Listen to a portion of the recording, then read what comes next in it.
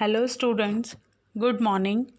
आज हम पाठ 6 घर, जो कि भोला भाई पटेल जी के द्वारा रचित है, यह मूलतः गुजराती में लिखा गया है, जिसका अनुवाद डॉक्टर आलोक गुप्त जी ने किया है। आइए पहले हम सर्वप्रथम भोला भाई पटेल के विषय में जीवन परिचय उनका प्राप्त करते हैं। भोला भाई पटेल का जन्म सन 1934 ईस्वी को महसाणा, गुजरात के निकट सोजा गांव में हुआ था। बनारस यूनिवर्सिटी से भोला भाई पटेल ने हिंदी, संस्कृत और प्राचीन भारतीय संस्कृति के विषय में बीए की उपाधि प्राप्त की थी। गुजरात यूनिवर्सिटी में हिंदी विभाग के ये प्रोफेसर थे। डॉक्टर भोला भाई पटेल की प्रमुख रचना में अधुना, विदिशा, कांचनजंघा, अज्ञेय एक अध्ययन आदि है। उनको अनेक पुरस्कारों से सम्मानित किया गया है। गुजराती साहित्य सभा की ओर से रणजीत राम सुवर्णचंद्रक, हिंदी साहित्य सेवी सम्मान का श्री स्वामी सच्चिदानंद सम्मान, भारत सरकार ने भोला भाई पटेल को पद्मश्री से भी सम्मानित किया है। प्रस्तुत निबंध में लेखक शहर में स्थायी होने से गांव के घर को जो है वह बेच देने का विचार करते हैं। वह मिट्टी का घर उनके परिवार ने बड़ी मेहनत से बनाया था। घर बेचने से पहले सब भाई जो हैं वह एक बार इस घर में साथ रहने जाते हैं। लेखक की माँ पुरानी घटनाओं को याद करके रोने लगती है। अंत में घर न बेचने का निर्णय लेते हैं। घर केवल 4 दीवार और छप्पर वाला ही नहीं, लेकिन भावनाओं का भी प्रतीक होता है। ये बहुत ही सुंदर बात यहाँ पे भोला भाई पटेल ने रखी है कि घर जो है वह सिर्फ और सिर्फ 4 दीवारों का नहीं, बल्कि भावनात्मकता का भी प्रतीक होता है। आइए पाठ प्रारंभ करते हैं हम लोग। गांव से शहर में स्थायी होने के बाद लगभग बंद रहने वाले अपने छोटे से गांव के पुश्तैनी घर को बेच देने का विचार आया। जिस मोहल्ले में हमारा घर है, वहाँ के पुराने पड़ोसी तो अब शहर में रहने लगे थे। अधिकतर लोग जो हैं वह अपने पुराने घर बेच भी दिए थे। इसलिए शादी, मृत्यु जैसे अवसर पर किसी सामाजिक रिवाज के लिए या लंबी छुट्टियों में गांव के इस घर में रहने जाते तो बड़ा बेढंगा लगता। नए पड़ोसी आ गए हैं और उनसे अभी नाता ही नहीं बंध पाया है। वे हमें भी आगंतुक ही मानते थे, इसलिए उस घर को रखने का कोई आकर्षण भी नहीं था। अब यहाँ पे देखिए, भोला भाई पटेल जी कहते हैं कि गांव से शहर में सभी लोग स्थायी हो गए। जब स्थायी होना, परमानेंट होना, तो लगभग उनका गांव का जो छोटा सा पुश्तैनी घर था मिट्टी का, वह बेच देने का विचार आया। और जिस मोहल्ले में उनका घर था वहाँ पे जो पुराने पड़ोसी थे, अब वे भी अपने घरों को बेचकर शहर में रहने लगे थे। इसलिए कोई ऐसा प्रसंग, शादी या मृत्यु जैसा होता था, या कोई सामाजिक रीति रिवाज के लिए लंबी छुट्टियां लेकर अगर गांव में जाना पड़ता और वहां रहना होता तो बड़ा बेढंगा लगता, क्योंकि अब वहाँ पर नए पड़ोसी आ गए हैं और उनसे भी इतना अपनापन या नाता नहीं हो पाया था। और हम लोग को भी वे लोग आगंतुक अर्थात अतिथि ही मानते थे। इसलिए उस मिट्टी के घर को रखने का अब कोई आकर्षण नहीं बचा था। बंद रहने के कारण पुराना घर और जर्जरित होता जा रहा था। चौमासे में अधिक बरसात पड़ने पर टीन के छप्पर से भी पानी अंदर आता था, जिससे घर की एक मुख्य दीवार में दरार पड़ गई थी। खुले दालान एवं आंगन में कूड़े के ढेर लग जाते। इसलिए बूढ़ी माँ की अनुमति लेकर घर बेच देने का विचार पक्का कर लिया। योग्य ग्राहक मिले तो एक गांव में रहने वाले व्यवहार कुशल मित्र से बेचने की सिफारिश करके हम शहर चले आए। फिर एक दिन ऑफ़र आया भी सही। ऑफ़र ठीक था और करने वाला व्यक्ति अच्छा और भरोसेमंद था, इसलिए अब देर करने या आनाकानी करने का प्रश्न ही नहीं था। अब यहाँ पे देखिए, लेखक कह रहे हैं कि घर जो है वह काफ़ी दिनों से बंद था और बंद होने के कारण घर जर्जरित होता जा रहा था। जर्जरित होना अर्थात धीरे धीरे खराब होना, गिरने की अवस्था में आना। तो चौमासा अर्थात बरसात के दिनों में बरसात अधिक पड़ने से जो टीन शेड जो होता है, छप्पर, उसमें से भी पानी अंदर आ जाता था और घर की जो मुख्य दीवार थी उसमें भी दरार पड़ गई थी, जो खुले दालान और आंगन में कूड़े के ढेर लग जाते। इसलिए बूढ़ी माँ, लेखक की जो माँ थी, उनसे अनुमति लेकर घर बेच देने का विचार किया गया और कोई योग्य ग्राहक मिले तो गांव में रहने वाले एक व्यवहार कुशल मित्र से लेखक ने अपने घर बेचने की सिफारिश की और यह कहकर वे लोग सभी शहर में आ गए। और एक दिन उन्हें घर के लिए ऑफ़र भी आया और ऑफ़र भी ठीक ठाक देने वाला व्यक्ति था, इसलिए घर बेचने में आनाकानी करने का कोई प्रश्न ही नहीं था। परंतु उसी क्षण से मन में टीस सी उठी। बार बार मन को व्यग्र बनाता विचार आने लगा कि पुश्तैनी घर क्यों बेचा जाए। 3-4 पीढ़ियों से चले आते मिट्टी के कमरे के स्थान पर मेरे पिता ने यह ईंट का पक्का घर बनवाया था। कहना चाहिए कि घर के सभी सदस्यों ने स्वयं मजदूरी करके घर बनाया था। पिताजी इसके लिए अपनी बैलगाड़ी में ईंटें लाए थे। चिनाई के लिए, गारा बनाने के लिए गांव के आंबा तालाब की चिकनी मिट्टी स्वयं खोद कर लाए थे। मेरी माँ ने शहतीर तक गारे के तसले चढ़ाए थे।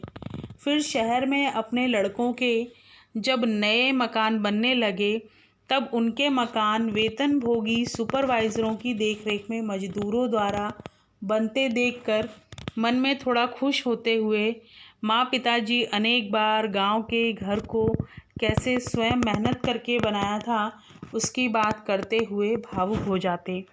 अब यहाँ पे देखिए, जब घर बेचने का विचार हो गया और ग्राहक भी मिल गया, तो उसी क्षण मन में एक टीस सी उत्पन्न हुई और मन जो है वह व्यग्र होता गया और विचार भी आया कि घर को क्यों बेचा जाए, क्योंकि 3-4 पीढ़ियों से जो मिट्टी का घर था, उस स्थान पर लेखक के पिता ने पक्का घर बनवाया था, ईंट का पक्का घर बनवाया था और उस ईंट के पक्के घर को बनाने के लिए घर के सदस्यों ने ही मजदूरी की थी। पिताजी ने स्वयं अपनी बैलगाड़ी में इस घर के लिए मिट्टी वह लाए थे। चिनाई के लिए जो गारा बनाया गया था वह आंबा तालाब की चिकनी मिट्टी स्वयं खोद कर लाया गया था।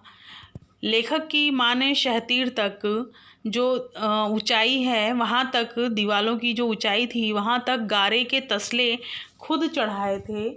फिर शहर में अपने लड़कों के जब लेखक के अन्य भाइयों के शहर में खुद मकान बनने लगे और वे सभी वेतनभोगी अर्थात सबको जो सैलरी दी गई, ऐसे सुपरवाइज़रों की देखरेख में जब मजदूरों द्वारा अपने बेटों के घर बनते हुए देखे, तो माँ पिताजी जो हैं वह लेखक के बहुत ही भावुक हो जाते हैं और अपने उन पुराने दिनों को याद करते हैं कि किस प्रकार उन लोगों ने स्वयं मेहनत करके घर बनाया था।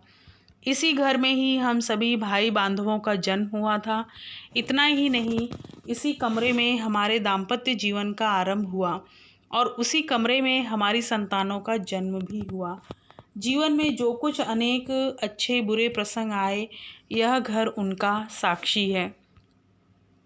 अब लेखक याद करते हैं कि उनके उसी घर में उनके जितने भी भाई बहन सभी थे, सबका जन्म हुआ। उसी कमरे में उनके दाम्पत्य जीवन की शुरुआत हुई, उनकी संतानों का भी जन्म हुआ। जीवन के अनेक अच्छे बुरे प्रसंगों का साक्षी है यह उनका पुराना घर। घर के आंगन में कैसे खेलते थे, एक दिन उस आंगन को पार कर कंधे पर थैला लटकाकर गांव की पाठशाला में पढ़ने गए थे। एक दिन उसी आंगन को पार कर दूर पर गांव पढ़ने गए। एक दिन उसी आंगन को पार कर शहर में जाकर बसे। इसी घर के आंगन में हमारी बहनों और भाइयों के विवाह मंडप बंधे थे। अब यहाँ पर लेखक के मन में भावनाएं उमड़ रही हैं और वह सोच रहे हैं कि किस प्रकार से वह सभी उस घर के आंगन में खेलते थे, उस घर के आंगन को पार करके कंधे पर स्कूल का थैला लटकाकर पाठशाला पढ़ने जाते थे, और कैसे उसी आंगन को पार कर दूसरे गांव पढ़ने गए और किस प्रकार उसी आंगन को पार कर शहर में जाकर बस गए। और उसी आंगन में उनके बहनों और भाइयों के विवाह के मंडप भी बंधे थे। यहीं बिरादरी वालों के साथ झगड़े और स्नेह मिलन भी हुए थे। यहीं पड़ोसियों के साथ ऊंची आवाज़ में बोलाचाली और जाड़ों में अलाव के पास बैठकर मधुर विश्रम्भ कथाएं हुई थी। इसी आंगन में हमारे परिवार के कुछ सदस्य भैंस, बढ़िया, बैल, बछड़े बांध जाते थे। अब यहाँ पे देखिए, लेखक वही सब अनुभव कर रहे हैं पुरानी बातों को, कि किस प्रकार वहाँ पे पड़ोसियों के साथ, बिरादरी वालों के साथ मेल जोल, स्नेह मिलन, लड़ाई झगड़े, बोलाचाली, मधुर कथाएं, मधुर यादें जुड़ी हुई थी। वह सब याद कर रहे हैं और किस प्रकार सब अपने पशु को, बछड़ों को उनके आंगन में बांध जाते थे। इसी घर के दालान में मेरी दादी और फिर दादा की मृत्यु के समय गोबर से लीप कर उस पर उन्हें सुलाकर पूजाएं हुई थी, और कुछ वर्ष पहले मेरे पिता को भी इसी दालान में सुलाया गया था।